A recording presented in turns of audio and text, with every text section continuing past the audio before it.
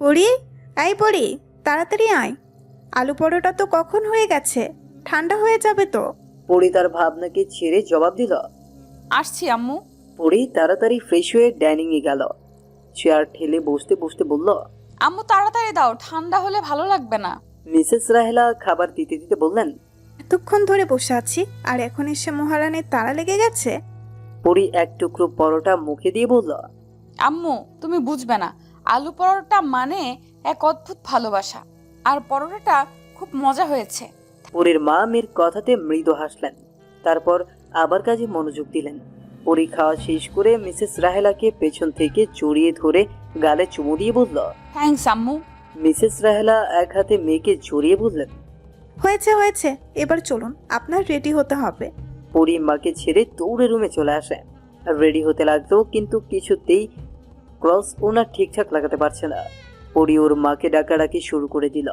আম্মু, ও আম্মু, একটু আসো না, দেখো না লাগাতে পারছি না তো। পরির মা হন্তদন্ত হয়ে আসলেন। ক্রস ওনা ঠিক করতে করতে বললেন। এত বড় হয়ে গেলি এখনো ক্রস ওড়না লাগাতে পারিস না? তোকে নিয়ে আর পারি না। এই সময় আমার কত কাজ, আর তোকে রোজ এটা ওটা ঠিক করে দিতে হয়। পরি একটু ভাব নিয়ে বলল।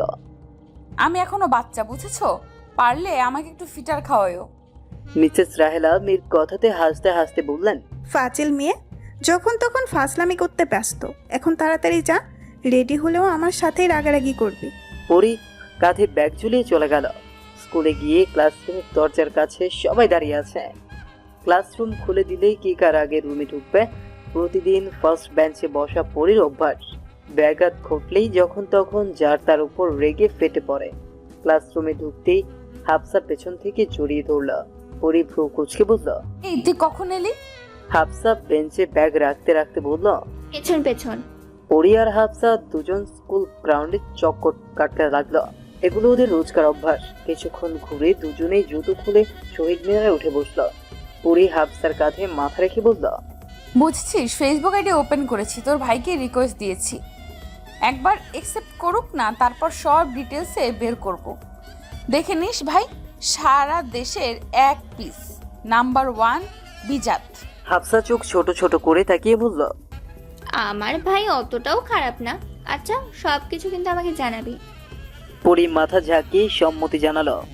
বিকেলে আফজাল হোসেন হন্তদন্ত হয়ে বাসায় ফিরলেন। মাত্রই ঢাকার বাসা থেকে ফিরলেন উনি। বাসার কাজ চলছে যে, তাই এই সময় তাকে ব্যস্ততার মাঝে যাচ্ছে। আফজাল হোসেন ঘরে ঢুকেই ফ্যানের নিচে বসে পড়লেন। আজকাল যা গরম পড়েছে, তার উপর ঢাকার শহরের লং জার্নি। মিসেস রাহেলা এক গ্লাস পানি হাতেই করে রুমে ঢুকলেন। আফজাল হোসেন ঢকঢক করে পানি খেয়ে নিলেন। বড্ড গরম, ওনার মনে হচ্ছে প্রাণ যায় না আসে। মিসেস রাহেলা স্বামীর পাশে বসতে বসতে বললেন। গোসল করে এসো, ভালো লাগবে। আফজাল হোসেন বললেন। হ্যাঁ, একটু পর, আগে ঠান্ডা হয়ে নেই, ঘামে শরীর চুপচুপ। মিসেস রাহেলার সাথে টুকটাক কিছু কথা বললেন। এর মাঝেই পড়ে আসলো। ঘামে একেবারে শেষ অবস্থা। সে কখন স্কুলে গিয়েছে, সারাদিন পর এখন বাসায় ফিরল। তার উপর আজকাল স্কুলে বেশ লোডশেডিং হয়। এতগুলো ছেলে মেয়ে একটা ক্লাসে থাকে, নিঃশ্বাসও ভারী হয়ে যায়। পরি কাঁধ থেকে ব্যাগ নামিয়ে বাবার পাশে বসলো। শরীরটা একটু ঠান্ডা হলে বলল। আপু কখন এসেছো? একটু আগেই এসেছি মা। সারাদিন বেশ ধকল গেছে তাই না রে? সেই কোন কাক ভোরে উঠে স্কুলে যাস, একটু রেস্ট নিয়ে গোসল করতে যা। পরি সম্মতি জানালো। তারপর বাবা মায়ের সাথে কিছুক্ষণ গল্প করে নিজের রুমের দিকে পা বাড়ালো। পরি রুমে যেতেই আফজাল হোসেন বললেন। বুঝলে, মেয়েটা তো বড় হচ্ছে, বছর কয়েক পর বিয়েও দিতে হবে। তাই ভাবছি গ্রামে আমাদের বাড়িটা ঠিক করি। হাজার হোক নিজের গ্রাম থেকেই তো মেয়ের দিব, তাই না? মিসেস রাহেলা অসম্মতি জানালেন। আফজাল হোসেন কিছুক্ষণ বসে থেকে বললেন। ও ভালো কথা। বড় আপা বলেছিলেন প্রান্তের সাথে যদি পরীর বিয়ে হয়। মিসেস রাহেলা ভ্রু কুচকে বললেন। তুমি কি বলেছ? সেটাই তো। আর এখন আমরা এইসব নিয়ে ভাবতে বা বলতে কোনোটাই চাই না। আমাদের মেয়ে ডাক্তার হবে, এটা তো ওর স্বপ্ন। পরি ফ্রেশ হয়ে এসে একটু ছাদে ঘুরতে গেল। কিছুক্ষণ ছাদের চারপাশটাতে ঘোরাঘুরি করতেই পেছন থেকে নিশা ভো করে উঠল। পরি চমকে গিয়ে পেছনে তাকালো। পরি নিশাকে দেখে বলল। থাপ্পড় দেবো ফাজিল মেয়ে, আর একটু হলেই তো জানটা বের হয়ে যেত। নিশা কোমরে হাত গুঁজে বলল, ভয় দেখানোর জন্যই তো করেছি। আর তুমি থাপ্পড় দিয়ে দেখো, তোমার সব চুল ছিঁড়ে ফেলবো। পরি মুখ কুচকে বলল, ফাজিল মাইয়া, চকলেট এনেছি, ভাবলাম রাতে দিব, কিন্তু না, আমি আর কাউকে চকলেট দিবই না। নিশা চোখ ছোট ছোট করে তাকিয়ে বলল, আপু দাও না, এমন করো কেন? আর কখনো তোমার পেছনে লাগবো না। পরি ভেঙচি কেটে বলল। না, দিব না। নিশা কাঁদো কাঁদো হয়ে পরীকে জড়িয়ে বলল। দাও না আপু, তুমি না আমার ভালো আপু। নিশার এমন কাণ্ডে পরি মুখ চেপে হাসছে। কিছুক্ষণ পর বলল, দিব, ছাড়। নিশা খুশি হয়ে পরীকে চুমু দিয়ে দিল। পরি হাসতে লাগলো। তারপর বলল, তোর সাথেরটা কোথায়? নিশা বলল। আমান তো চকে ঘুরতে গেছে। পরি নিচে নামতে নামতে বলল। যা, ওরে ডেকে নিয়ে আয়। নিশা দৌড়ে চকের দিকে গেল। পরি মৃদু হাসতে লাগলো। দুটিতে যমজ কিনা পরির থেকে 5 বছরের ছোট নিশা আর আমান। আমান নিশার কয়েক মিনিটের বড়, কিন্তু আমান আর নিশাকে দেখে মনে হয় ওরা দুজন 2 বছরের ছোট বড়। বড্ড ফাজিল দুটোতে, তবে দিন শেষে ওকে খুব ভালোবাসে। যদিও আমানের সাথে পরির সাপে নেউলের সম্পর্কই বটে, তবে ওই যে ভাই বোনদের অভ্যাস, হাজার ঝগড়ার পরেও একটু পরেই পেরেক লাগাতে আসে। পরি এইসব ভাবতে ভাবতে আনমনে হাসতে লাগলো। রাত প্রায় 11টা বাজে। পরি এখনো পড়াশোনাতে ব্যস্ত। কালকে ক্লাস এক্সাম আছে কিনা পরি মন দিয়ে অঙ্ক করছিল। মায়ের ডাকে ধ্যান ভাঙলো তার। মাকে দেখিয়ে পরির নাক মুখ কুঁচকে গেল, কারণ মিসেস রাহেলার হাতের মধ্যে থাকা গ্লাসটা পরিপূর্ণ দুধ দিয়ে। পরির মায়ের ভাষ্য মতে ছোটবেলায় নাকি পরি দুধ খুব পছন্দ করত, কিন্তু এখন তো পরির খুব বাজে লাগে। তাহলে কি পরির মা পরীকে দুধ খাওয়ানোর জন্য বানিয়ে গল্প বলে? কি জানি, পরির তো দুধের নামেই অ্যালার্জি।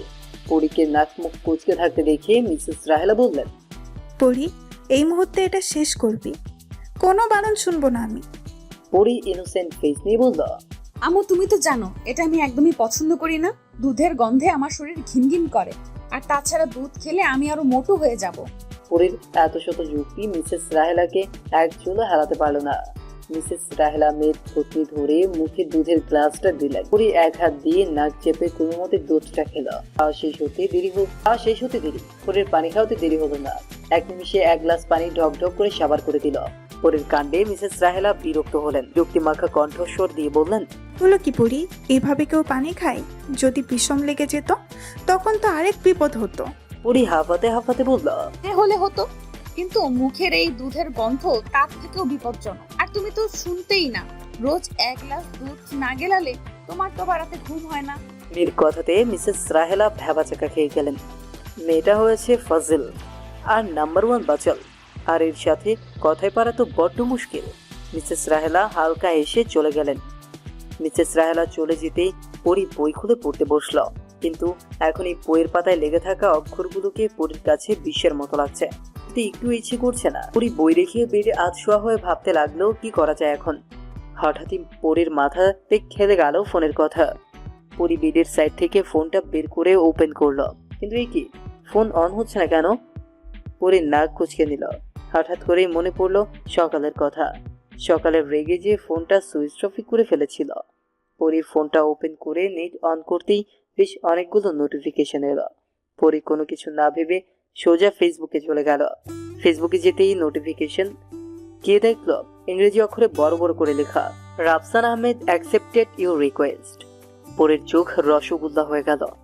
বেটা গালি না খাইলে কাজ করে না দেখছি। সকালবেলা আচ্ছা করে গালি দিছি, তাই এখন রিকোয়েস্ট অ্যাকসেপ্ট করছে। বজ্জাতের শেষ সীমানা। পরি বাকি নোটিফিকেশন গুলো চেক করে তারপর ভাবলো নীলকে মেসেজ দিবে কিনা। বেশ কিছুক্ষণ দ্বিধা দ্বন্দ্ব কাটিয়ে অবশেষে সিদ্ধান্ত নিল মেসেজ দিবে সে। চট জলদি হ্যালো লিখে মেসেজ পাঠিয়ে দিল। মেসেজ সেন্ড করার পর দেখলো নীলের আইডির সাইডে লেখা অনলাইন 5 minutes ago। পরের মেসেজটা গেল চলে। বেটা আরেকটু আগে যেতি অনলাইন থেকে, তাহলে তো আমি তোরে মেসেজই দিতাম। গরু ছাগলের পেছনে পড়ছি আমি, বিজাত। এমন হাজারো রকমের গালি মেরে পরি অফলাইন হয়ে গেল। বেশ কিছুক্ষণ বেডে এপাশ ওপাশ করতে করতে ঘুমিয়ে গেল। আই পরি, শোন। ঋতুর ডাকে পেছনে ফিরে তাকালো পরি। মেয়েটাকে বড্ড অস্বস্তি লাগে ওর। যখন তখন ঝগড়া করার জন্য ওত পেতে থাকে। পরি ভ্রু কুঁচকে ঋতুকে বলল, কি হয়েছে? ঋতু চোখ নাচিয়ে বলল, শুনলাম আজকাল নাকি শ্রাবণদের সাথে বেশ মাখামাখি করছিস। ঋতুর কথাতে পরীর ভ্রু আপনা আপনি কুচকে গেল। পরি ধীর কণ্ঠেই বলল। মাখামাখি বলতে? ঋতু মুখ বাঁকিয়ে বলল। কেন বুঝিস না মাখামাখি কাকে বলে? দেখ ঋতু, তোর মতো যখন তখন ঝগড়া করার মতো মুড আমার নেই। আর হ্যাঁ, শ্রাবণরা আমার ক্লাসমেট, ওদের সাথে বন্ধুত্ব থাকাটা স্বাভাবিক। এতে তুই মাখামাখির কি দেখলি? তোর সাথে বাজে কথা বলার মতো ফালতু ইউজলেস সময় আমার কাছে নেই। তুই তোর লো ক্লাসের ধারণা নিয়ে থাক, আমি গেলাম। পরি দীর্ঘশ্বাস ফেলে বলল। পরির কথাতে ঋতু চুপসে গেল। খুব রাগ হচ্ছে ওর। কিছুতেই এই মেয়ের সাথে পেরে ওঠে না ও।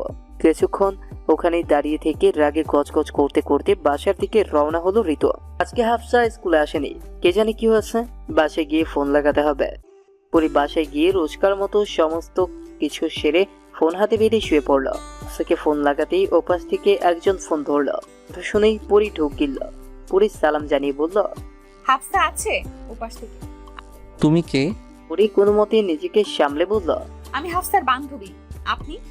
ও, আমি নীল। ওয়েট করো, আমি হাফসাকে ডেকে দিচ্ছি। নীল নামটা শুনেই পরির রাগ উঠে গেল, কিন্তু কথা বলার সময়ও কাঁপছিল। এমনিতে তো কখনো কাঁপে না, আজকে না এমন হলো। নীল বলল। হ্যাঁ শোনো, হাফসা বাসাতে নেই, আসলে কল ব্যাক করতে বলবো। পরি বলেই ফোন কেটে দিল। নীলের সাথে কথা বলতে যেন পরির দম যায় আর আসে। পরি ফোনটা পেটে রেখে উপর হয়ে শুয়ে রইল। রাতে পড়া কমপ্লিট করে ফেসবুক ওপেন করলো। পরি দেখলো নীল রিপ্লাই দিয়েছে। নীল অনলাইনে থাকাতে পরি মেসেজ দিল। কেমন আছেন? আলহামদুলিল্লাহ, আপনি? আলহামদুলিল্লাহ। কি করছেন? এই তো খাওয়া দাওয়া কমপ্লিট করে ফোনে লেগে পড়েছি। আপনি? সেইমি। তা আপনার জিএফ রূপা কেমন আছে? জিএফ আর রূপা? বুঝলাম না। জিএফ এর নাম চিনতে পারছেন না? এক্স বলে। সরি, রূপা তো আমার জিএফ বা এক্স নয়। আচ্ছা, তাহলে কি? Just friend. কিন্তু আপনি কে? আমাকে চিনতে পারছো না তুমি? না বললে চিনব কি করে? আমি তো রূপা। ও, তা এতদিন পর হঠাৎ? এমনি ভাবলাম তোমার সাথে একটু কথা বলা যাক। সেই যে কলেজে পিছু নিয়েছিলে, তারপরে তো আর দেখাই হলো না। আমি তোমার পিছু নেইনি তো। আমরা তো কলেজের পাশে ছাত্র সংগঠনে গিয়েছিলাম। হ্যাঁ, আসার সময় তোমায় কলেজের পাশে দাঁড়িয়ে থাকতে দেখেছিলাম। ও আচ্ছা, আমি তো ভাবলাম পিছুই নিয়েছিলে। তা তোমার জিএফ নেই এখন? নেই। কেন, হতে চাচ্ছ নাকি? মোটেও না। আচ্ছা, এখন ঘুমাবো। Bye. Okay bye, good night. Neel last message seen করার আগেই অফলাইন হয়ে গেল। পরিও অফলাইন হয়ে ভাবতে লাগলো। রূপা আপু তো বলল নীল ভাইয়া নাকি ওনার পেছনে ঘুরে, কিন্তু ভাব দেখে তো উল্টো মনে হচ্ছে। এইসব ভাবতে ভাবতে পরি গভীর ঘুমে আচ্ছন্ন হয়ে পড়ল। সকালবেলা সূর্যের কোমল রশ্মি চোখে পড়তেই পরির ঘুম হালকা হয়ে গেল। ঘুম ঘুম চোখে দেয়াল ঘড়িটির দিকে তাকিয়ে দেখলো 7টা বেজে গেছে। পরির তো মাথা নষ্ট হওয়ার উপক্রম।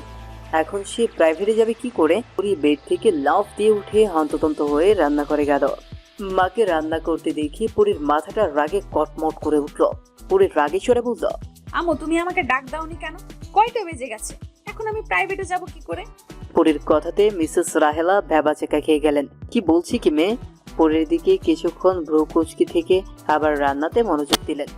মায়ের কাছে গুরুত্ব না পেয়ে পরির ইচ্ছে করছে নিজের চুল নিজেই ছিঁড়তে। পরি রান্নাঘর থেকে গটগট করে বের হয়ে ড্রয়িং রুমে চলে আসলো।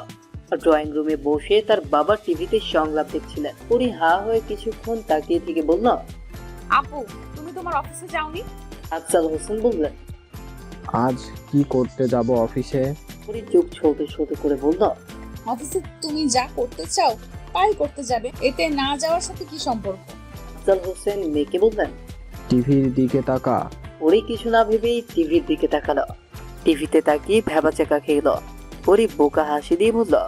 আসলে বার মনে ছিল না। পরি তাড়াতাড়ি ড্রয়িং রুম থেকে বের হয়ে গেল। আর আফজাল হোসেন মেয়ের কাণ্ডে হাসতে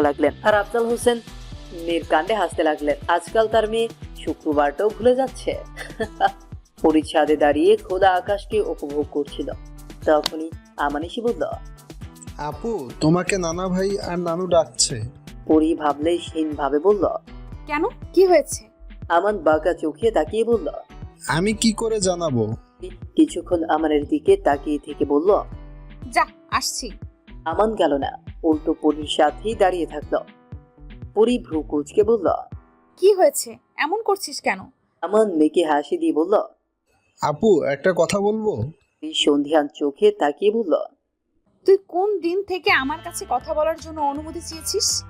আমার তো মনে পড়ছে না। শরীর খারাপ আছে তো? জ্বর হলো না তো আবার? আমান হেসে বলল।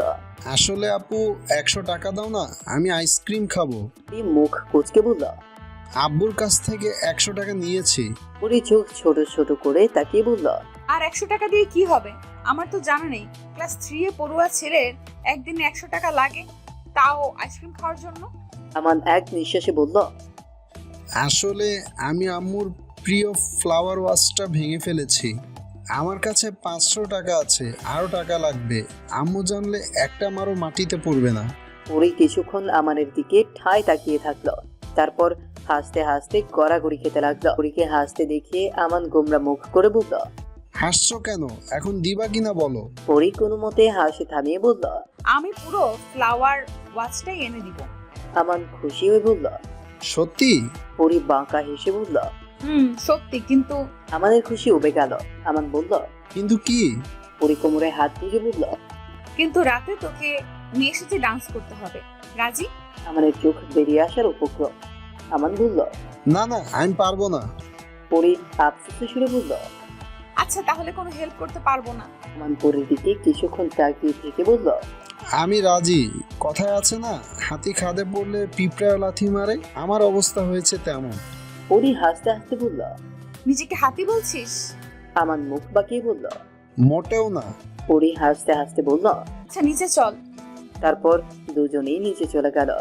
বিকেলে পরী চকের মাঝখান দিয়ে যাওয়া মাটির রাস্তাতে হাঁটতে বের হলো। পরিবেশটা বেশ সুন্দর, চারপাশে ধানের গন্ধে মম করছে। পরী এই সকল অনুভূতির সাথে পরিচিত হলেও এক একটা দিনকে এক এক রকম ভাবে অনুভব করে। পরী হাঁটতে হাঁটতে অনেক দূর চলে আসলো। সন্ধ্যা প্রায় ছুঁছু। পশ্চিম আকাশে সূর্যের লাল আভার কারণে রঙিন রূপ ধারণ করেছে। বেশ লাগছে দেখতে। পরীর ইচ্ছে করছে পাখি হয়ে ডানা মেলে উড়ে বেড়াতে, কিন্তু সব ইচ্ছে পূরণ হয় না। মসজিদ থেকে সন্ধ্যার আজান পড়তেই পরী মাথায় ওড়না টেনে নিল। গ্রামের মেয়েরা আর যাই হোক না কেন, আজান পড়লে মাথায় ঘুমটা দিতে ভোলে না। পরী আজান শেষ হওয়ার পূর্বেই বাসায় ফিরে আসলো। বাসায় এসে অজু করে নামাজ পড়ে নিল। পরী 5 ওয়াক্ত নামাজ না পড়লেও মাগরিবের নামাজ মিস করে না। সন্ধ্যা পেরিয়ে প্রকৃতিতে খানিকটা অন্ধকার ছেয়ে গেছে। পরী বারান্দায় গিয়ে কিছুক্ষণ আকাশের দিকে চেয়ে রইল। কিছুক্ষণের মাঝেই পুরো আকাশ গভীর অন্ধকারে তলিয়ে গেল। পরী ভেবে পায় না কিভাবে রাত হয়ে গেল। প্রকৃতি বড়ই রহস্যময়, তাকে বোঝা দেয়। পরী রুমে গিয়ে বেডে আধশোয়া হয়ে ফোন ওপেন করলো। ফেসবুকে যেতেই দেখলো নীল প্রোফাইল চেঞ্জ করেছে। একটা লাভ রিয়েক্ট দিয়ে কমেন্ট করলো, তারপর একটা মেসেজ দিল। নীল অনলাইনে নেই দেখে পরী কিছুক্ষণ ফোন স্ক্রোল করে পড়তে বসলো। পরী আজ সকালেই জানতে পারলো তার আম্মুর চাচাতো ভাইয়ের ছেলের বিয়ে। পরী খুব খুশি। যার সাথে বিয়ে হচ্ছে সে আবার হাফসার ফুফাতো বোন। আর হাফসা একসাথে স্কুল থেকে 4 দিনের ছুটি নিল। এক আলাদা আনন্দ কাজ করছে। 4 দিনের ফাংশনের জন্য পরী শপিং এ ব্যস্ত। গ্রামের দিক হয় সকাল সকালে শপিং এ চলে গেল। বিকেলের দিকে এক গাদা শপিং ব্যাগ হাতে ঘরমাক্ত শরীরে বাসায় ফিরল। বাসায় ফিরে একটু রেস্ট নিচ্ছিল, তখনই ফোনে টুং করে মেসেজ আসলো। পরী ভ্রু কুঁচকে মেসেজ চেক করলো। নীল রিপ্লাই দিয়েছে। পরী মেসেজ লিখলো, তোমার ফুফাতো বোনের বিয়ে নাকি আমাদের এলাকাতেই? ভালোই তো, এখান থেকে জিএফ খুঁজে নিও। খুঁজে দাও একটা। আজকাল জিএফ ছাড়া কি চলে? তাই তো, আর তোমার তো 4-5টা ছাড়া চলেই না। হা হা হা, 4-5টা না 10-12টা লাগবে এখন। পরী ভাবছে, আসলে এই ছেলেটা নাম্বার 1 ছেঁচড়া। 10-12টা জিএফ লাগে, যত সব ফাজিলের হাড্ডি, আজব পোলা পায়। তারপর আর কিছুক্ষণ কথা বলে পরী অফলাইন হয়ে গেল। কালকে গায়ে হলুদের অনুষ্ঠান, ভাবতেই বেশ লাগছে পরীর। বিশাল বড় ফাংশন করা হচ্ছে। হলুদে যাওয়ার জন্য রেডি হচ্ছে পরী, কিন্তু হলুদের শাড়ি পরাটা পরীর কাছে খুবই বিদঘুটে ব্যাপার। ও কখনো শাড়ি পরেনি, খুবই অস্বস্তি হচ্ছে ওর। কোন রকমের শাড়ি পরে দাঁড়িয়ে আছে পরী। মনে হচ্ছে এই বুঝি খুলে গেল। পরী কোনো মতে শাড়ি ধরে ধীরে ধীরে বাসে উঠে বসলো। মাত্র 3 কিলোমিটার দূরে মেয়ের বাড়ি। কিছুক্ষণের মাঝেই পৌঁছে গেল ওরা। পরী শাড়ি ধরে হালকা পায়ে বাস থেকে নামলো। এমন ভাবে হাঁটছে যেন মাটিও ব্যথা না পায়। পরীকে এইভাবে দেখে পরীর কাজিন সীমা মুখ চেপে হাসছে। পরীর রাগী চোখে তাকাতেই সীমা দমে গেল। একটু দূরেই বিশাল বড় গেট ধরে দাঁড়িয়ে আছে মেয়ের পক্ষের বিশাল বাহিনী। মেয়ের পক্ষের কোনো মহামান্য ব্যক্তি আসলে নাকি ঢুকতে দিবে। যত সব। পরী বিরক্তি নিয়ে দাঁড়িয়ে রইল। কিছুক্ষণের মধ্যেই বাইক নিয়ে এন্ট্রি নিল নীল। পরীর চোখ বেরিয়ে আসার উপক্রম। এই ব্যাটার জন্য সবাইকে এতক্ষণ দাঁড় করিয়ে রেখেছে। নীলকে ঘিরে দাঁড়ালো সবাই। পরীর মনে হচ্ছে কোনো মন্ত্রী মিনিস্টারকে অভ্যর্থনা জানানো হচ্ছে। নীল সেই সবার সাথে কতক্ষণ কি যেন আলোচনা করে নিল। পরী আর চোখে কোনো পক্ষর দিকে তাকিয়ে আছে। ওর ইচ্ছে করছে সবগুলোকে আস্ত কাঁচাই খেয়ে ফেলতে। বেশ কিছুক্ষণ পর মহামান্য ব্যক্তিদের আলোচনা শেষ হলে বর পক্ষকে ঢুকতে দিল। পরীর এই সব আহ্লাদ সহ্য হচ্ছে না, তাই ও ব্যস্ত পায়ে হাঁটা শুরু করলো। গেট দিয়ে ঢুকতেই পরীর ক্লাসের ছেলেগুলো পরীকে স্প্রে মেরে স্নোগাল করে দিল। পরী ছোট ছোট চুপ করে ওদের দিকে তাকিয়ে আছে। হাফসা পরীকে এই অবস্থাতে দেখে আচ্ছা করে ওদের ছেড়ে দিল, কিন্তু ওরা হাফসাকে পাত্তা না দিয়ে বলল। পরী মুখ বাঁকিয়ে বলল, আমাদের এখানে একবার যা, তারপর দেখি তোদের কি করি। পরীকে নিয়ে হাফসা ওর ফুফুর রুমে চলে গেল। পরীকে পরিষ্কার করে দিয়ে শাড়িটা ঠিক করে দিল। তারপর অনুষ্ঠান মঞ্চে চলে আসলো। হাফসা সহ কিছু মেয়ে মাথার উপর ওড়না ধরে ডান্স করতে করতে কনেকে নিয়ে আসলো। কনেকে অনুষ্ঠান মঞ্চে বাসাতেই সবাই হলুদ লাগাতে ব্যস্ত হয়ে পড়লো। কোথা থেকে নীল আর কয়েকটা ছেলে অর্থাৎ রিয়াদ, অনিক সব ভাইরা হলুদ নিয়ে লাফালাফি করা শুরু করে দিল। পরীর বেশ বিরক্ত লাগলো। এই ছেলেটাকে সহ্যই করতে পারে না পরী। কেন যে এমন হয় কে জানে। কিছুক্ষণের মাঝেই একজন লোকাল গায়ক গান শুরু করে দিলেন। সবাই গানের তালে তালে নাচতে ব্যস্ত হয়ে পড়ল। সন্ধ্যা হয়ে যাওয়াতে বরপক্ষ বাসাতে ফিরে আসলো, কারণ একটু পর তো কনে পক্ষ হলুদ লাগাতে আসবে।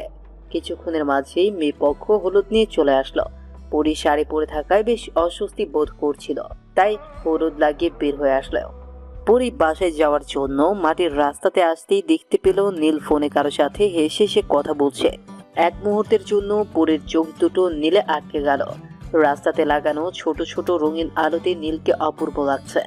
নীল স্কাই ব্লু রঙের পাঞ্জাবি পরেছে, হাতাটা কোনোই পর্যন্ত মোড়ানো, আর সানগ্লাসে নীলকে বেশ স্নিগ্ধ লাগছে। নীলকে মনে হচ্ছে সদ্য ফোটা কোনো ফুলের সুবাস। এই মুহূর্তে নীলের জন্য পরীর ইচ্ছে করছে 2 লাইন কবিতা লিখে ফেলতে। ছেলেরাও বুঝি এত মায়াবী হয়। নীলের ঠোঁটের কোণে লেগে থাকা স্নিগ্ধ হাসিটা দেখে পরীর বুকের ভেতর গুম করে উঠল। নীলকে এত নিষ্পাপ লাগছে কেন? সবাই তো বলে নীল নাকি মেয়েদের সাথে ফ্লার্ট করে। তাহলে পরীর বড্ড অস্বস্তি হচ্ছে। পরী এক মুহূর্ত দেরি না করে বাসায় চলে আসলো। লম্বা একটা শাওয়ার নিয়ে ফোন হাতে বসে পড়লো। নীলকে হঠাৎই এত ভালো লাগছে কেন? পরী কোনো কিছু না ভেবেই নীলকে মেসেজ দিল। টুকটাক কথা হলো ওদের, কিন্তু নীলকে এখনো জানানো হয়নি ও রূপা নয়। কারণ আসল সত্যিটা পরী জানতে চায়। কেন জানতে চায় তা পরীও জানে না, কিন্তু সবকিছুই ওকে জানতে হবে। বিয়ের দিন নীলের সাথে দেখা হলো না পরীর। পরীদের থাকায় বিয়ে হওয়ার পরপরই বাসায় ফিরে আসে ওরা। নীলকে দেখতে ইচ্ছে করছিল, কিন্তু কেন এই বাসনা পরী ভেবে পায় না। হঠাৎ করেই যেন পরী নীলের উপর দুর্বল হয়ে গেল। পরী মন খারাপ করে বাসাতে বসে রইল। মনে পড়লো মেসেজ দেওয়ার কথা, তাই পরী হন্তদন্ত হয়ে মেসেজ দিল। কিছুক্ষণের মাঝে নীল রিপ্লাই দিল। পরী বলল, কেমন গেল আজকের দিন? অনেক ভালো। জিএফ খুঁজে পেয়েছো? হ্যাঁ পেয়েছি কয়েকজন, আরও কয়েকজন দরকার। তোমার চেনা জানা কেউ থাকলে খুঁজে দাও। পরীর রাগ হলো না, কিন্তু খুব অভিমান হলো। পরী কিছু বললো না। বেশ কিছুক্ষণ পর রিপ্লাই দিল, খুঁজে দেবনি। তারপর টুকটাক কিছু কথা বলে পরী ডিনার করতে চলে গেল। একটু খাবার মুখে দিয়ে পরী আর খেলো না। ভালো লাগছে না ওর। প্লেটে পানি ঢেলে উঠে গেল। আজ বৌভাত। পরী সহ কিছু কাজিন মিলে ঠিক করেছে স্প্রের বদলা নিবে, তাই রাস্তার মাঝে এক গাদা স্প্রে নিয়ে দাঁড়িয়ে আছে। কিছুক্ষণের মধ্যেই একের পর এক কোনে পক্ষের লোক আসতে লাগলো। গেট দিয়ে যেই ঢুকছে তাকেই স্প্রে দিয়ে ভূত বানিয়ে দিচ্ছে। ই নিয়ে হাসাহাসিও হচ্ছে বেশ। পরিসহ সবাই বাড়ির ভেতর যাওয়ার জন্য পা বাড়াতেই পেছন থেকে একটা বাইক আসতে লাগলো। নেহা বলল, বাইকটির সামনে আসতেই পরিসহ সবাই স্প্রে দিয়ে বর্ষণ তুলে দিল। কিন্তু বাইকে থাকা ছেলেটা বাইক চলতি অবস্থাতেই হো হো শব্দ করে দুদিকে দুহাত মেলে দিল। পরি লক্ষ্য করলো এটা নীল। পরি এক দৃষ্টিতে নীলের বাইকের দিকে চেয়ে রইল। এইরকম ফিল্মি এন্ট্রি দেখে পরির বাকি কাজিনরা তো ক্রাশ খেল। পরির খুব রাগ হলো। এত ভাবনা আর কি ছিল? এই কোনো কথা না বলেই বাড়িতে চলে আসলো। সন্ধ্যার দিকে বউ বিদায় দেওয়া হবে বলে আবার আসলো। পরির মনটা একদম ভালো নেই। কেন বারবার পরি নীলের উপর আসক্ত হয়ে যাচ্ছে? কিছুই ভালো লাগছে না ওর। ওর ইচ্ছে করছে নিজের চুল নিজের ছিঁড়ে ফেলতে। বউ বিদায়ের সময় নীলকে আর দেখতে পেল না পরি। বউকে নিয়ে যাওয়া হচ্ছে আর পরি সোফাতে বসে আনমনে ভাবছে। একটু পরে একটা বাচ্চা এসে একটা চকলেটের বক্স ধরিয়ে দিয়ে গেল। কে দিয়েছে বলতেই বাচ্চাটা বলল, আমি জানি না। বাচ্চাটা নিতান্তই ছোট। পরি তাই আর প্রশ্ন করলো না। বাচ্চাটা দৌড়ে চলে গেল। ওর দিকে কিছুক্ষণ তাকিয়ে থেকে একটা দীর্ঘশ্বাস ফেলে পাশে চলে আসলো। কিছুই ভালো লাগছে না। সারাক্ষণ মাথায় নীল ঘুরছে। পরি বুঝতে পারছে না হঠাৎ করে নীলের প্রতি এত আকর্ষণ কি করে হলো। বাসায় এসে ফোনের স্ক্রোল করতে লাগলো। ফেসবুকে এসে একটা স্ট্যাটাস দিল। হঠাৎ মায়া জড়ানোটা খুবই যন্ত্রণাদায়ক, আর কারো প্রতি ঘৃণা থেকে আসক্ত হওয়াটা তো মারাত্মক ক্ষতিকারক। নীলের মেসেজে চমকে উঠল পরি। নীল তো কখনো তাকে আগে থেকে মেসেজ দেয় না, আজ কেন দিল? তড়িঘড়ি করে মেসেজ চেক করলো। মেসেজটা দেখেই পুরি হাঁ হয়ে গেল। পুরি বাক শক্তি হারিয়ে ফেলল। ফোনটা হাত থেকে কখন যে বেরিয়ে পড়ে গেছে সেদিকে কোনো ধ্যানই নেই পুরীর। কার মায়াতে পড়ে গেলে পড়ি? এই একটি মেসেজ পুরীর মাথাতে ঢন ঢন করে ঘুরছে। নীল তাকে এই মেসেজ দিয়েছে? কিভাবে সম্ভব এটা? নীল তো জানেই না এটা যে পুরীর আইডি। আর তাছাড়া পুরী তো বলেছে ও রূপা। তাহলে পুরীর মাথা যেন কোনো কাজই করছে না। এই মুহূর্তে পুরীর খুব অস্বস্তি হচ্ছে। আজকাল এই অস্বস্তি নামক রোগটা যখন তখন শরীরে চেকে বসে। শরীরের নিউরনগুলো বোধহয় কাজ করছে না। পুরীর মাথাটা ঘুরছে। নীল যে জেনে গেল এটা পুরীর আইডি। নীলের মাথার মধ্যে যদি বাড়ি মেরে এই সময় এইটুকু ভুলিয়ে দেওয়া যেত, তাহলে পুরী সোজা নীলের মাথাতে বাড়ি মেরে দিত। কি অপ্রীতিকর পরিস্থিতি হলো। কিন্তু এই মুহূর্তে একটু নার্ভাস হওয়া যাবে না। যদিও নীল জেনে গেছে এটা পড়ি, তাও পড়ি বলল, মানেটা কি? পরিটা আবার কি? ও, আসলে ভুল করে তোমাকে মেসেজ দিয়ে ফেলেছি রূপা। ও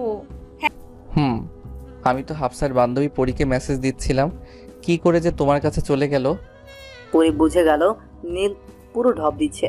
কিন্তু পরিও তো পরি কিছুতেই দোষ স্বীকার করবে না। তাই পরি বলল, হ্যাঁ বুঝেই তো গেছেন। এত ভাব ধরে এখন আর কি হবে? তা হঠাৎ আমাকেই পেলে বোকা বানানোর জন্য? আসলে তেমন কিছুই না। রূপা আপু আপনাকে নিয়ে বেশ কিছু কথা বলেছিল, তাই একটু খুঁটিয়ে দেখলাম। তা কি বুঝলে? বুঝলাম আপনি একটা বজ্জাত। 12টা নাকি জিএফ লাগে। কি ভয়ঙ্কর। পেলাম কোথায়? এখনো তো কয়েকজন বাকি আছে। তা তুমি কিছু মেয়ে খুঁজে দাও না। ইস ঢং, এত জিএফ দিয়ে কি হবে? বিয়ে তো একজনকেই করবেন। তা ঠিক, কিন্তু জিএফ ছাড়া কি চলে নাকি? যদিও একজন খোঁজাচ্ছে, কিন্তু পাত্তা দিচ্ছি না। পরির চোখ কপালে উঠে গেল। কি ভয়ঙ্কর ছেলে। এই ছেলের সাথে নার্ভাস হলে চলবে না। তাই পরি বলল, ওই মেয়ে কি করলো যে তাকে জিএফ বানানো যাবে না? তা কিছু করেনি, কিন্তু আমার কাছে ফালতু মনে হয়। হাজারো ছেলের সাথে মেলামেশা। নীলের কথাতে পুরি অবাক হলো। যার 10-12টা জিএফ আছে সে নাকি ভালো মেয়ে খোঁজে, তাও জিএফ বানানোর জন্য। ব্যাপারটা কেমন ঘোলাটে হলো। পরি বলল, দেখি মেয়েটার ছবি। নীল আইডি সহ মেয়েটার ছবি দিল। মেয়েটার নাম তানিশা ইসলাম। পরি পুরো আইডি ঘেটে দেখল। মেয়েটা অনেক স্মার্ট আর সুন্দরীও বটে, কিন্তু ফেসবুকে যখন তখন লাইভে আসে আর হাজারো ছেলের সাথে যোগাযোগ। বোঝাই যায় যে মেয়েটা প্লেগার্ল। কিন্তু তবুও পরি নীলকে বলল, মেয়েটা তো বেশ সুন্দর। বিদ ঘটে। আচ্ছা, একটা হেল্প করবে পরি? বলুন।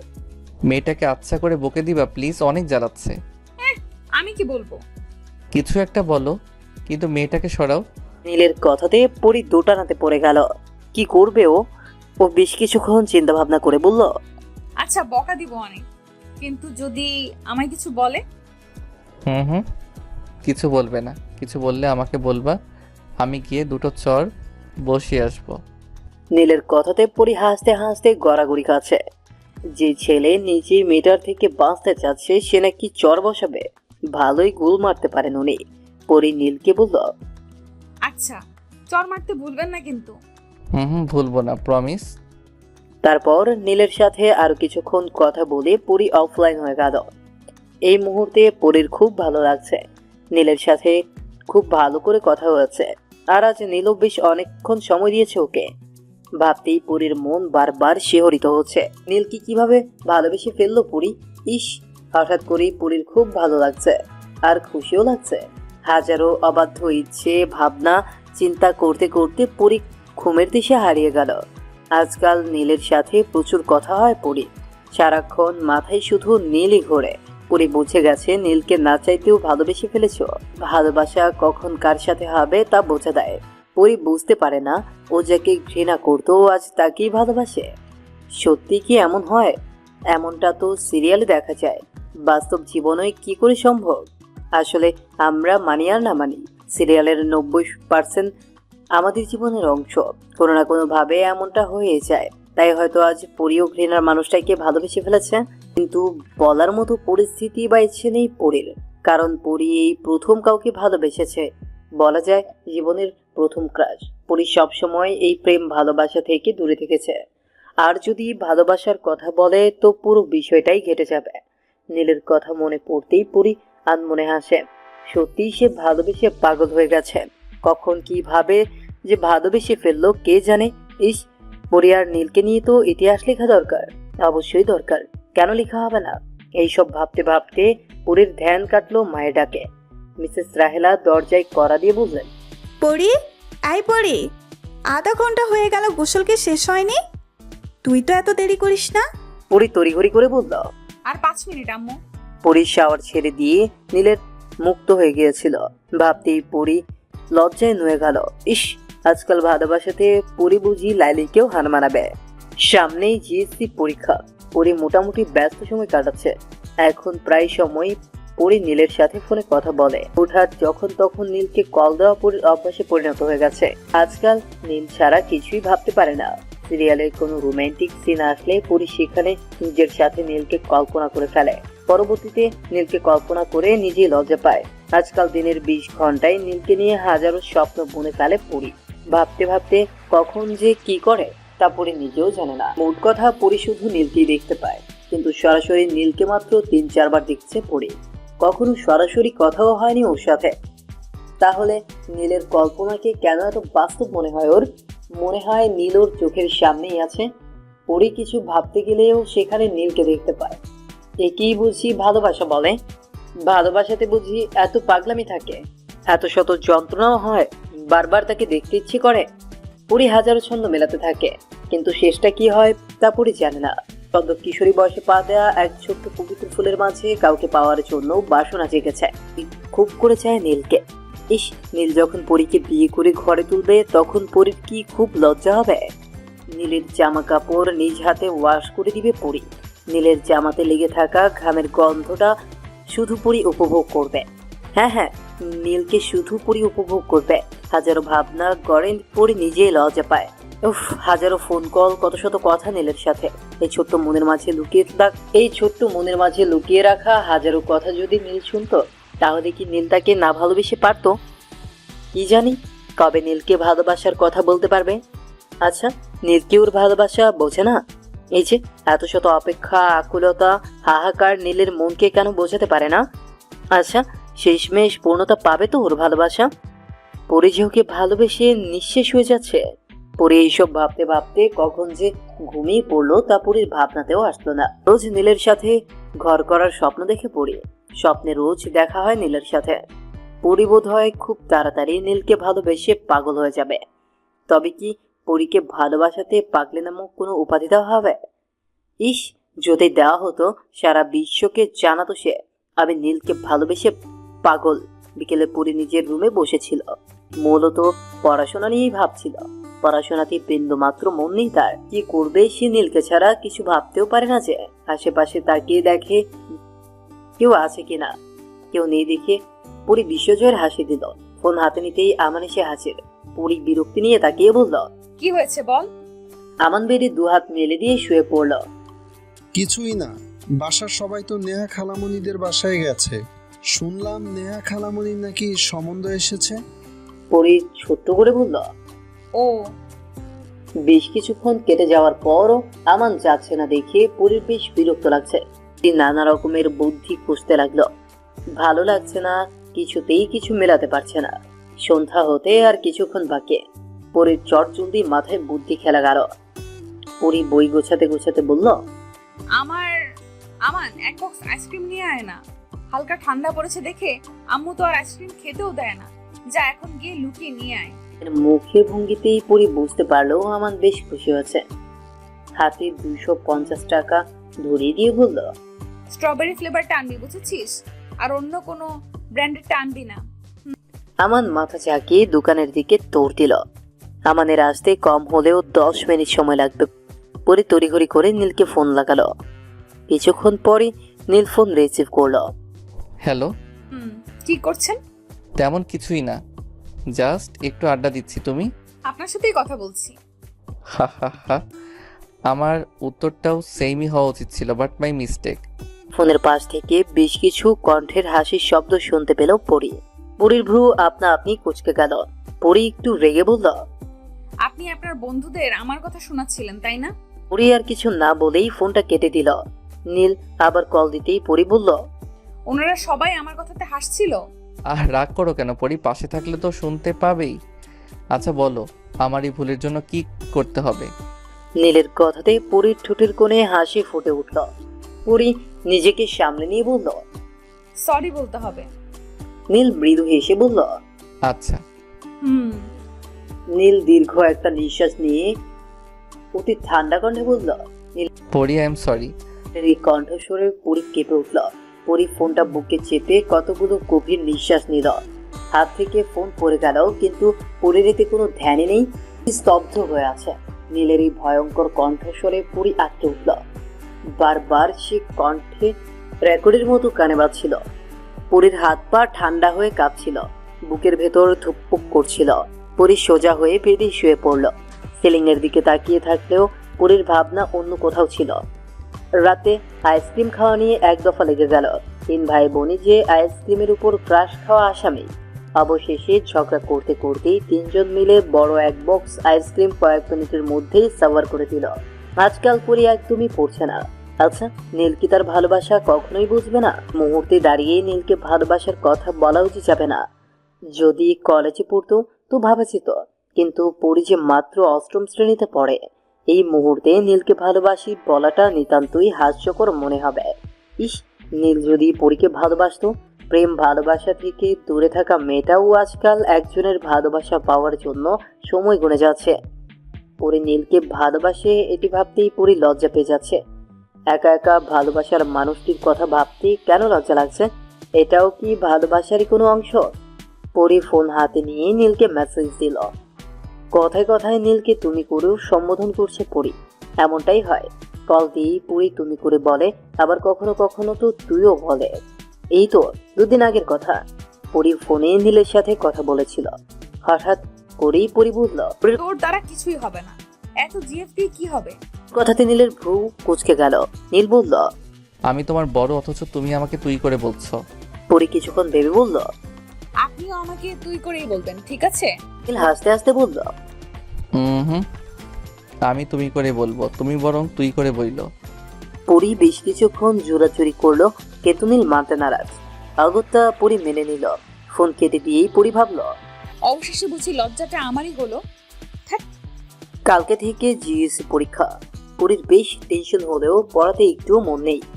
একটু পর পরই ফেসবুকে উকি ঝুঁকি মারছেন, নীল অনলাইনে আছে কিনা, রিপ্লাই দিল কিনা, এমন হাজারো বিষয় নীলকে ঘিরে। দীর্ঘ 3 মাস ধরে নীলকে একবার চোখের দেখাও দেখেনি পরী। কালকে তো পরীক্ষা। ইস, নীল নিশ্চয়ই আসবে, কিন্তু কথা তো হবে না। পরীকে তো নীল চেনাই না, তাতে কে? নীলকে তো পরী দেখতে পাবে। পরীর আনন্দের শেষ নেই। পরীক্ষা নিয়ে সবাই টেনশনে থাকে, আর পরী আনন্দে আছে। নীলের সাথে হালকা কথা বলে পরী অফলাইন হয়ে গেল। না ঘুম আসছে আর না জেগে থাকতে না ঘুম আসছে আর না জেগে থাকতে পারছে। পরীর অবস্থা যেন তেন নয়, একবারে গোড়ায় গন্ডগোল। বেশ কিছুক্ষণ বেডে শুয়ে চোখ খিচিয়ে বন্ধ করেও পরীর চোখে ঘুম আসলো না। মনের ভেতর প্রিয়কে এক পলক দেখার নানা কল্পনা জল্পনা করতে লাগলো। রাতে ঘুম হলো না পুরীর, আর না হলো পড়াশোনা। ভোর 5:30টার দিকে পুরীর মা পুরীকে ডেকে দিল। একটু আগেই বোধ হয় চোখটা লেগেছিল। অস্বস্তি হচ্ছে পুরীর, কিছুতেই চোখ মেলতে পারছে না। খুব কষ্ট করে কোনো মতে উঠে বসলো। পড়তে বসে পুরী ঝিমুচ্ছে। কোনো মতে 8টা অবধি পড়লো। তারপর নাস্তা সেরে রেডি হয়ে নিল। পরীক্ষার কেন্দ্র 6 কিলোমিটার দূরে, আর আজ যেহেতু প্রথম পরীক্ষা, তাই পরীকে নিয়ে মিসেস রাহেলা 8:30 বেরিয়ে পড়লেন। 9টার দিকে পরীক্ষার কেন্দ্রে পৌঁছে গেল। হলের গেট খোলা হয়নি, সিট আরো নানান ফর্মালিটিস বাকি আছে। ইংরেজি স্যার সবাইকে একসাথে জড়ো করে সিট সহ রোল নম্বর কনফার্ম করছেন। কেন্দ্রের সামনে বিশাল মাঠ, পুরোটাই একেবারে জনমানব দিয়ে টইটুম্বর। 10-12টা স্কুলের স্টুডেন্ট, সাথে গার্ডিয়ানরা আছে। একেবারে মেলা বসে গেছে। একটু পর পর বিভিন্ন ফুটকুট বসেছে। একটু দূরে ছোটখাটো মেলাও হচ্ছে। ইংরেজি স্যার পরের দিকে চেয়ে মিষ্টি করে হেসে একটু উচ্চ শব্দেই বললেন। পড়িও বলল, জি স্যার। হঠাৎ করে পেছন থেকে একজন বলল, পড়ি, হা হা হা। নিজের নাম কারো কণ্ঠে শুনে পরি পেছনে ঘুরে তাকালো। এ কি, এটা তো নীল। হাতে কোনো একটা কাগজ নিয়ে পেছনে দুহাত গুজে দাঁড়িয়ে হাসছে। পরি নীলকে দেখে পুরো ভ্যাবাচেকা খেয়ে গেল। এই এতটা সময় ধরে নীল পুরীর পেছনেই দাঁড়িয়েছিল। আয় হায়, পুরীর অস্বস্তির সাথে লজ্জাও লাগছিল। নীল পুরীর মাথাতে হালকা করে টোকা মেরে দিল। পুরী স্থির হয়ে রইল। পুরী যখন বিষয়টা বুঝতে পারলো যে নীল তার সামনে দাঁড়িয়ে আছে, তৎক্ষণাৎ পুরী স্থান ত্যাগ করলো। পুরী পুরো মাঠে চক্কর দিতে লাগলো। নীলের সামনে দাঁড়িয়ে ছিল এত শত ভাবনা তার মাথাতে হালকা করে বারবার চড়াও করতে লাগলো। পুরী নীলের থেকে দূরে সরে আসলো, আর এখন আবার নীলকেই খুঁজে চলেছে। ইস, আর একটি বার নীলকে দেখতে ইচ্ছে করছে পুরীর, কিন্তু আর হয়ে উঠলো না। হাফসা আর পরি আলাদা হলে পড়েছে। দুজন দুদিকে পরীক্ষা দিতে চলে গেল। পরীর আজ বাংলা পরীক্ষা। বাংলা বিষয়টাকে কেউ তেমন গুরুত্ব না দিলেই বাংলা বিষয়টা আসলেই ভয়ঙ্কর। প্রচুর লিখতে হয়, সময় স্বল্পতার জন্য ঠিকঠাক লেখা হয়ে ওঠে না। বাংলা পরীক্ষার বেশ কঠিন হয়েছে। পরীদের স্কুল থেকে যে গাইড ফলো করা হয়েছে, সেই গাইডের 50%ই আসেনি। সবারই যেন তেন অবস্থা হলেও তুলনামূলকভাবে পরীর বেশ বাজে অবস্থা। ভালো স্টুডেন্ট পরী, A+-এর স্বপ্ন। প্রথম পরীক্ষাতে নিশ্চিত A+ হাতছাড়া হয়ে গেছে। পরে পরীক্ষার হল থেকে কান্না করতে করতে বের হলো। হলের স্যাররা সান্ত্বনা দিল, কিন্তু পরী তাতে শান্ত হলো না। মেয়েকে হল থেকে এইভাবে কান্নারত অবস্থায় বের হতে দেখে পরীর মা এগিয়ে আসলেন। কি বলবেনই বা তিনি, তারও চোখে পানি চিকচিক করলো। ইস, মেয়েটার A+ হাতছাড়া হয়ে গেল।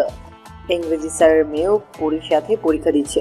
ও তেমন ভালো স্টুডেন্ট নয়, পাশ করলেই হ্যাঁ। ইংরেজি স্যারের ওয়াইফ পরীকে অনেক আদর করে। তিনি বারবার পরীকে বোঝালেন। সবার এমন হাজারো সান্ত্বনা নিয়ে পরী পাশে ফিরল। বাসায় এসে গোসল করে নিজেকে শান্ত করে নিল। সন্ধ্যার আগে লাঞ্চ করলো। পরীক্ষা নিয়ে বেশ মন খারাপ, কিন্তু নীলের সাথে কথা বলার জন্য মন কেমন কেমন করছে। তাই ফেসবুক লগ ইন করে নীলের সাথে কথা বলে নিল। একটু কথা বলতেই মন একদম শান্ত হয়ে গেল। শরীর যেন বল পেল। হঠাৎ করেই ব্যালকনিতে দাঁড়িয়ে দেখতে পেল ইংরেজি স্যার আসছেন। পরীকে অনেক আদর করেন যে উনি, আর পরীর সব থেকে প্রিয় স্যার উনি। স্যারকে দেখে পরীর ঠোঁটে কিঞ্চিত হাসি ফুটে উঠল। স্যারের সাথে এলাকার কিছু ছেলেও এসেছে, পরীর দু সম্পর্কের ভাইয়ের আর কি। স্যার সহ সবাইকে হালকা নাস্তা দিলেন মিসেস রাহেলা। পরী স্যারের পাশে সোফাতে বসে আছে। স্যার পরীর মাথাতে হালকা হাতে হাত বুলিয়ে বললেন। স্যারের কথাতে পরী মাথা ঝাঁকিয়ে সম্মতি জানালো। কিছুক্ষণ স্যার উপদেশ দিয়ে চলে গেলেন, আর পরী তো সারাক্ষণই নীলকে নিয়ে পড়ে আছে। এখনো মাথাতে নীলই ঘুরছে। একটু পর সে তো আবার ফেসবুকে নীলের অনলাইন রিপ্লাই দিচ্ছে। পরীর এটাই যেন আনন্দ। পরীক্ষার তেমন কোনো রেশই দেখা যাচ্ছে না ওর মাঝে। পরীর আজ শেষ পরীক্ষা। হল থেকে বের হয়ে নীলকে খোঁজাখুঁজি করছে পরী, কিন্তু নীল আসেনি। সেই প্রথম দিনই এসেছিল। পরী মুখ গুমরা করেই রইল। পরীর পরীক্ষা গদব বেশি ভালো হয়নি। নিশ্চিত রেজাল্ট ভালো আসবে না। পরীর মন মেজাজ কিছুই ভালো নেই এখন। এই কয়েকটা দিনে একদম বাইরের খাবার খায়নি পরী। আজ মাথাটা বেশ গরম হয়ে আছে পরীর। তাই দোকান থেকে 4টা আইসক্রিম কিনে নিয়ে আসলো। মিসেস রাহেলা মেয়ের হাতে এতগুলো আইসক্রিম দেখে ভ্রু কুঁচকালেন। পরী কিছু না বলে গাড়িতে উঠে এক এক করে আইসক্রিম খেতে লাগলো। মিসেস রাহেলা কিছু বললেন না। বেশ কয়েকটা দিন এইভাবেই কেটে যায়। নীলের সাথে মেসেজে প্রচুর কথা হয়েছে পরি, কিন্তু ফোনে একবারের জন্য কথা হয়নি। পরি নীলের দেওয়া সরি লেখা চিরকুটটা দেখে নিল। সেই দিন কেন্দ্রের মাঠে দিয়েছিল নীল। মিসেস রাহেলার ডাকে পরি ড্রয়িং রুমে আসলো। ড্রয়িং রুমে এসে চাচাতো কাকাকে দেখে মিষ্টি একটা হাসি দিল, সালাম জানিয়ে পাশে বসলো। টুকটাক সবাই কথা বলতো। পরি জানতে পারলো তার বান্ধবী ইয়ার মামার সাথে নাকি ওর কাজিন ফারিয়ার বিয়ে। পরি খুশি হয়ে গেল। ইয়ার নানুর সাথেও পরির ফ্যামিলির বেশ ভালো সম্পর্ক, সবাই আত্মীয় কিনা। ইয়া বারবার করে বলে দিয়েছে পরি যেন হলুদে তার সাথে যায়। যেহেতু পরির কাজিনের বিয়ে সাভার কমিউনিটি সেন্টারে, তাই এত দূরে কেউ হলুদ দিতে যাবে না, যার যার বাসাতেই হলুদ হবে।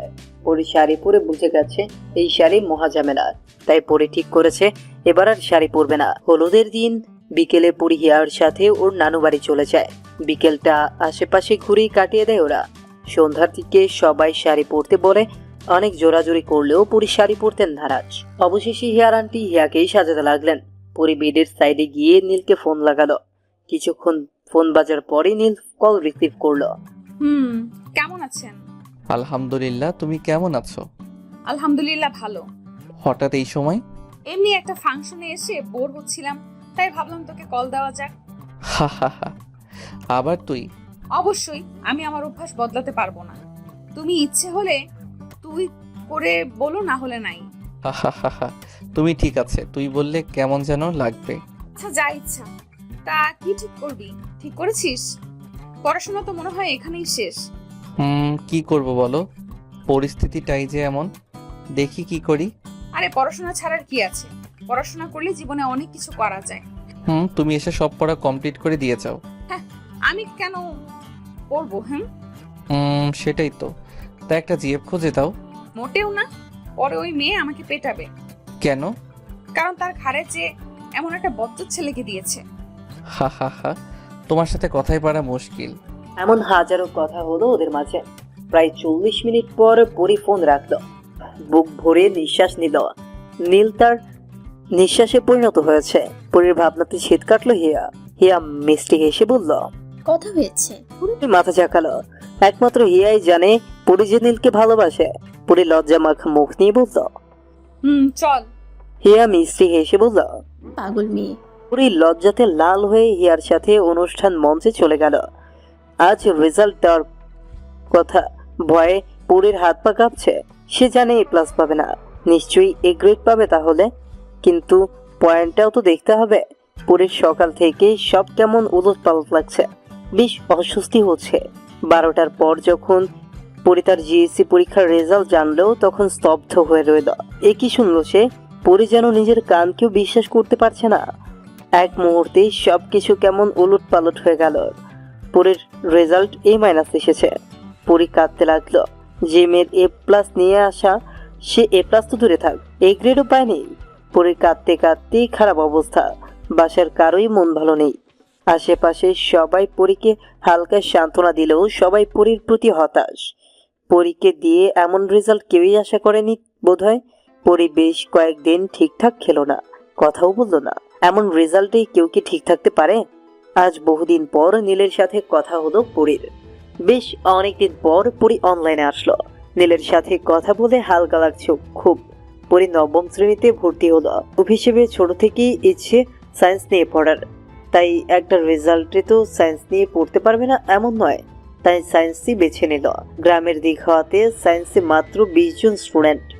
হাফসা কমার্স নিল, তাই পরির সাথে হাফসার সম্পর্কটা আলগা হয়ে গেল। হিয়া সায়েন্স নেওয়াতে হিয়ার সাথে সম্পর্ক আরো জোরালো হলো। হিয়াকে সবকিছুই বলেছে পরি। হিয়া পরিকে সমর্থনও করলো, কারণ হিয়া নিজেও কারো ভালোবাসাতে বন্দী, তাই অন্যের ভালোবাসাটা হিয়া বুঝতে পারে। এইভাবেই কেটে যেতে লাগলো দিন। খারাপ সময় আসবেই, তাই বলে সেটা নিয়ে শুধু আফসোস করলে চলবে না, নিজেকে ঘুরে দাঁড়াতেও হবে। সায়েন্সের ক্লাসগুলো পরির বেশ ভালোই কাটে। একটা ক্লাস পরপরই বাইরে বের হওয়ার সুযোগ পাই, সেই সুযোগে আশেপাশটাও ঘুরে আসে ওরা। অথচ অন্য গ্রুপের স্টুডেন্টরা ক্লাস করতে করতে একঘেয়েমিতে বসে থাকে। পরি মনে মনে ভাবে, ভাগ্যিস সায়েন্সটা নিয়েছিলাম। সায়েন্স নেওয়াতে পরির 3টে প্রাইভেট পড়তে হয়। অন্য বিষয়গুলো সময় স্বল্পতার জন্য পড়া হয়ে ওঠে না। সেই কাক ভরে উঠে স্কুলে যায়, আর আস্তে আস্তে সন্ধ্যা হয়ে যায়। শরীরটা আর সয় না পরির। টিফিন মাঝে মাঝে নিয়ে যায়, আর না হলে বাইরে ফাস্টফুড খায়। সকালবেলা ভাত খাওয়া সম্ভব নয়। সকাল 6টা বাজে ঘুম থেকে উঠে ভাত খাওয়াটাও অসম্ভব বিষয়। তাই হালকা নাস্তা করেই পুরী প্রাইভেটের উদ্দেশ্যে বের হয়ে যায়। মাঝে মাঝে না খেয়েই চলে যায়। মিসেস রাহেলা মেয়েকে তেমন কিছু বলেন না, কারণ সকালবেলা খাওয়াটা কতটা অস্বস্তিকর তা উনিও জানেন। কিন্তু এইভাবে থাকলে পুরী অসুস্থ হয়ে যাবে। তাই মাঝে মাঝে তো জোর করে খাবার ব্যাগে দিয়ে দেন, যাতে ক্লাস শুরু হওয়ার আগে খেয়ে নেয়। এত সকালবেলা টিফিনে ভাত নেওয়াও সম্ভব না। তাই শুকনো খাবার যেমন রুটি, নুডলস কিংবা আলু পরোটা নিয়ে যায় পড়ে, সেটাও মাসে 2-3 দিন। বাইরের খাবার খেতে খেতে শরীরটা যেন কেমন হয়ে যাচ্ছে। তারপর উচ্চতর গণিত আর পদার্থবিজ্ঞানের অপদার্থর মতো আচরণ।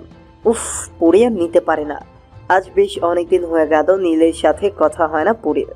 ফোন দেওয়ার তেমন কোনো সুযোগ পাচ্ছে না পড়ি। আর মেসেজ দিলে নীল কোনো রিপ্লাইও দিচ্ছে না। বড্ড কষ্ট হচ্ছে ওর। বুকের ভেতর চাপা কষ্টটা খানিকক্ষণ পরপরই শিউরে উঠছে। হঠাৎ করে নীল কেন এমন করছে? পরি কি কোনো ভুল করেছে? নীলকে ছাড়া অনলাইনটা আজ বিষাক্ত মনে হয়। পরি তো বলেও নি যে ও নীলকে ভালোবাসে। তাহলে কেন নীল ওর সাথে কথা বলে না? নীল কেন এমন করছে? পরির ইচ্ছে করছে নিজেকে শেষ করে দিতে। এত যন্ত্রণা পরি নিতে পারছে না। সব তো ঠিকই ছিল, তবে আজ কেন এমন করছে নীল? তবে কি কখনোই নীলকে পাওয়া হবে না? পরির মাথাটা ফেটে যাচ্ছে, অসহ্য যন্ত্রণা হচ্ছে। অসহায়ের মতো আকাশের অর্ধচন্দ্রের দিকে তাকিয়ে আছে পরি। আজ তারাও পরির সাথে অভিমান করেছে, তাই তো তারা জ্যোৎস্না ছড়াচ্ছে না। পরি জানালা দিয়ে ঘুটঘুটে অন্ধকারের দৃষ্টি নিক্ষেপ করে আছে। থেকে থেকে কয়েকটা জনাকে আলো ছড়াচ্ছে, কিন্তু এত আধারের মাঝেও সুপ্ত আলোটাকে পরির কাছে স্নিগ্ধ লাগছে না। কথা আছে না, মনের সাথে প্রকৃতির সম্পর্ক। মন ভালো তো সবকিছুই সুন্দর, আর মনে কষ্ট জমে থাকলে হাজারো সৌন্দর্যকেও বিষাক্ত মনে হয়। পরির ইচ্ছে করছে ছন্দ মেলাতে, কিন্তু পারছে না। সবকিছু যেন থমকে গেছে। জীবনে এতটা নিষ্ঠুর সময় পার করবে পরি কখনো কল্পনাও করেনি। অবশ্য সবকিছুই ঘটছে পরির কল্পনার জগৎ থেকে বাইরে। নীলকে হঠাৎই এত ভালোবেসে ফেলা, আবার আলোকবর্ষ দূরত্ব সৃষ্টি হওয়া। জানলার গ্রিল শক্ত করে ধরে কপাল থেকে দাঁড়িয়ে আছে পরি। অনর্গল চোখ থেকে অশ্রু বর্ষণ হচ্ছে। পরি সিরিয়ালে দেখেছে, অনেক গল্পতেও পড়েছে মনের ভেতর নাকি ঝড় হয়, কিন্তু এই সব কিছু পরির কাছে নিতান্তই হাস্যরসিকতা মনে হতো। কিন্তু আজ সেই সব কিছু নিজের জীবনের উপলব্ধি করছে সে। জীবনটা বোধহয় সিনেমা হয়ে গেছে, আর না হলে গোটা কয়েকশো পাতা বইয়ের মাঝে আটকে আছে। চিৎকার করে কাঁদতে ইচ্ছে করছে ওর, কিন্তু গলা দিয়ে একটি শব্দও আসছে না। বোধহয় বাকযন্ত্রটা আজ পরির বিপক্ষে। এই পৃথিবীতে তবে কি একা হয়ে গেল সে? না না, একা কেন হবে? চোখের বিরতিহীন অশ্রুকণা তো তার সাথে আছে, কিন্তু এই অশ্রুকণা যে বড্ড যন্ত্রণাদায়ক। পরি বাথরুমে চলে গেল। শাওয়ার ছেড়ে দিয়ে হাঁটুতে মুখ গুজে বসে রইল। শরীরের প্রতিটা নিউরন যেন কষ্ট দেওয়ার জন্য জেগে বসেছে। পরের জীবন স্থির হয়ে গেছে। ভালোবাসার একই নিদারুণ যন্ত্রণা। হাজারো যন্ত্রণার মাঝেও যদি নীলকে পেত সে, ইস, আক্ষেপটা কি তবে রয়ে যাবে? খাপছাড়া হয়ে কি জীবন তার নিজের গতিতে পদার্পণ করবে? আজ প্রায় 3 মাস হয়ে গেল নীলের সাথে একটিবারও কথা হয়নি পরির। এতবার মেসেজ দেওয়ার পরেও নীল কোনো রিপ্লাই দেয়নি। প্রতিবারই সিন করে রেখে দিয়েছে। পরির খুব কষ্ট হয়। কেন নীল এমন করে? একটু কথা বললে কি হয়? সে যদি জানতো তার সাথে কথা বলার জন্য পরির মন আনচান করছে, প্রতিটা মুহূর্ত গুমড়ে মুচড়ে শেষ হয়ে যাচ্ছে, তাহলেও কি নীল কথা বলতো না? নাকি নীল তাকে সোজাসাপটা বলে দিত, পরি আমাকে আর মেসেজ দিবে না? একটু কথা বললে কি হয়? সে যদি জানতো তার সাথে কথা বলার জন্য পরির মন আনচান করছে, প্রতিটা মুহূর্ত গুমড়ে মুচড়ে শেষ হয়ে যাচ্ছে, তাহলেও কি নীল কথা বলতো না? নাকি নীল তাকে সোজাসাপটা বলে দিত? পরির চোখ দিয়ে অনর্গল পানি ঝরছে। বারান্দায় দাঁড়িয়ে জ্যোৎস্না ম্লান করছে। আসলে প্রকৃতির কাছে নিজের দুঃখগুলো ছড়িয়ে দিচ্ছে। মানুষ বলে কারো কাছে নাকি দুঃখ প্রকাশ করলে হালকা হওয়া যায়, কিন্তু পরি তো রোজ প্রকৃতির কাছে নিজের দুঃখের কাহিনী বলে বেড়ায়। তাহলে কেন ওর দুঃখ বোঝে না? মন তো ভারী রয়েছে। পরি চোখের পানিটুকু আড়াল করে হাসার চেষ্টা করলো, কিন্তু হাসিটা বেশিক্ষণ স্থায়ী হলো না। তার আগেই পরির চোখ দিয়ে অশ্রু বর্ষণ নেমে গেল। পরি কিছুক্ষণ ফুপিয়ে ফুপিয়ে কেঁদে রুমে চলে আসলো। এই গরমের মধ্যেও পরি গায়ে চাদর জড়িয়ে নিল। রাতটা পরি প্রায় নির্ঘুম কেটে যায়। অনুভূতিগুলো হয়তো মরেই যাচ্ছে। পরি আবার উঠে দাঁড়ালো। ওয়াশরুম থেকে মুখে পানির ঝাপটা দিয়ে ফিরে আসলো। আয়নাতে নিজেকে এক পলক দেখে নিল। চোখের নিচটা বেশ ভালোই কালো বর্ণ ধারণ করেছে। পরি মলিন হেসে ফোন নিয়ে বসলো। রাত প্রায় 2টা। এত রাতেও কয়েকজন নিশাচরকে অনলাইনে দেখা যাচ্ছে। কেউ হয়তো প্রেমিকের সাথে কথা বলছে, আর কেউ হয়তো প্রেমিকের ছবি জড়িয়ে অশ্রু বিসর্জন দিচ্ছে। কিন্তু দুজনের মাঝে একটা জিনিসের মিল আছে, দুজনই নিশাচর। কেউ সুখে তো কেউ দুঃখে। পরে নীলের প্রোফাইল ঘাঁটতে লাগলো। কখনো নীলের প্রোফাইলের সেই প্রথম দিন থেকে ঘুরে আসা হয়নি। পরি একের পর এক পোস্ট ছাড়িয়ে নিচে নামতে লাগলো। হাজারো পোস্ট, হাজারো শেয়ার, সবকিছু পরি দেখতে লাগলো। একটা লাইভও ছিল, পাখি শুট করার লাইভ। নীলের কণ্ঠস্বর শুনতে পেয়ে পরি আবার কন্ট্রোল হারালো। কাঁদতে কাঁদতে নীলের ছবিটা বুকের সাথে মিশিয়ে নিল। মুখ দিয়ে একই বলি উচ্চারণ করতে লাগলো। কেন নীল, কেন এমন করছেন? আমি কি কিছু দোষ করেছি? প্লিজ নীল, একটু আপনার কণ্ঠ শুনতে চাই। পরির কান্নাকে কেউ সাড়া দিল না। পরি নিশিরাতে 4 দেয়ালের মাঝে অশরীরের মতো আর্তনাদ করতে লাগলো। কান্নার বেগ বাড়ার বদলে কমলো না। ভোরের আজান কানে আসতেই পরি উঠে বসলো। মুখে যাওয়া অশ্রুটুকু আঠার মতো হয়ে গেছে। পরি ওড়না টেনে মাথায় ঘোমটা দিয়ে নিল। আজান শেষ হলে কিছুক্ষণ বসে থেকে বাথরুম থেকে ওযু করে এলো। নামাজ শেষ করতেই দেখলো ভোরের আলো ফুটছে। পরি ঠোঁটের কোণে মৃদু হাসি ঝুলিয়ে ব্যালকনিতে চলে গেল। সূর্যের কোমল রশ্মিটা নেহাতি মন্দ নয়। সূর্য পরিপূর্ণভাবে উঠে গেলে পরি রুমে এসে রেডি হতে লাগলো। পরির মা এসে মেয়েকে নিচে উঠতে দেখে হালকা হেসে চলে গেলেন। পরি রেডি হয়ে স্কুলের দিকে পা বাড়ালো। পরির চোখ দুটো রক্তবর্ণ ধারণ করেছে। দেখেই বোঝা যাচ্ছে পরি খুব রেগে আছে। সকালবেলা শান্ত হয়ে স্কুলে গেল, কিন্তু এখন ফেরার সময় এতটা রেগে আছে কেন? পরির মাথাটা ঝিম মেরে আছে। ইচ্ছে করছে সমস্ত কিছু ভেঙে ফেলতে। আজ সকালবেলা শান্ত মেজাজে স্কুলে গিয়েছিল পরি, কিন্তু ক্লাস শুরু হওয়ার আগে পরির ক্লাসমেট শেফা বলল। পরি মাথা ঝাঁকিয়ে সম্মতি জানালো। এই উত্তপ্ত গরমে সারাদিন ক্লাস করে ক্লান্ত পরি। ক্লান্তি ঠেলে স্কুল গ্রাউন্ডে বড় বট গাছের নিচে বসে আছে পরি। কিছুক্ষণ পরেই হন্তদন্ত হয়ে শেফা পরির পাশে বসলো। পরি ভ্রু কুঁচকে বলল, ভাবে হাঁফাচ্ছিস কেন? শেফা ব্যাগ থেকে ওয়াটার বোতল বের করে ঢকঢক করে 1 বোতল পানি নিমেষেই শেষ করে দিল। পরির ভ্রু যুগল আপনা আপনি কুঁচকে গেল। পরি সন্দেহান চোখে তাকিয়ে আছে। শেফা দীর্ঘ একটা শ্বাস নিয়ে বলল, বিষয়টা কনফার্ম হওয়ার জন্যই গিয়েছিলাম। পরি চোখ ছোট ছোট করে তাকিয়ে বলল, কোন বিষয়? আমাদের একবার সিনিয়র আপু আছে, নাম চিনি। পরি মাথা ঝাঁকালো। আজকে সকালে ওয়াশরুমে গিয়েছিলাম, তখন চিনি বান্ধবী অনিতা বলেছিল নীল ভাইয়ার সাথে নাকি চিনির রিলেশন ছিল, আরও অনেক কিছু। তারপরে আমি সেটা কনফার্ম হওয়ার জন্য অনিতার কাছে গিয়েছিলাম। পরি স্থির দৃষ্টিতে যে মৃদু সুরে বলল। তারপর? শেফা দীর্ঘশ্বাস ফেলে বলল, ও যা বললো এটা শোনার মতো মন মানসিকতা আমার ছিল না। পরি এখনো একই দৃষ্টিতে চেয়ে আছে। পরি ছোট করে বলল, কি বলেছে? শেফা ভয়ার্ত চোখে বলল, চিনিরা নাকি সন্ধ্যার পর প্রাইভেট পড়তে যায়, কিন্তু কিছুদিন আগে নীল ভাইয়ের সাথে নাকি নীল ভাইয়ের চাচার নতুন করা খালি বাসাতে 2-3 ঘন্টা সময় কাটিয়েছে। 1 সপ্তাহ নাকি এমন করেছে। শেফা আর কিছু বলতে পারল না। শেফার গলা ধরে আসে। পরি সরাসরি না বললেও শেফা জানে পরি নীলের প্রতি দুর্বল।